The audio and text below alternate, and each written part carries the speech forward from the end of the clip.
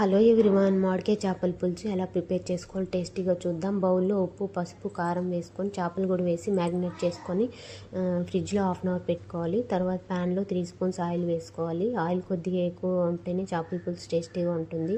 Oil heat అయిన తర్వాత ఆవాలు, ఎర్రగడ్డ, పచ్చిమిర్చి, కరివేపాకు, సాల్ట్ వేసి ఫ్రై చేసుకోవాలి. ఎర్రగడ్డ అంతా బాగా ఫ్రై అయిన తర్వాత మిరప్పొడి వేసి ఫ్రై చేసుకోవాలి. మిరప్పొడి ఫ్రై అయిన తర్వాత 2 టమాటాలు ప్యూరీ చేసి వేసుకోవాలి.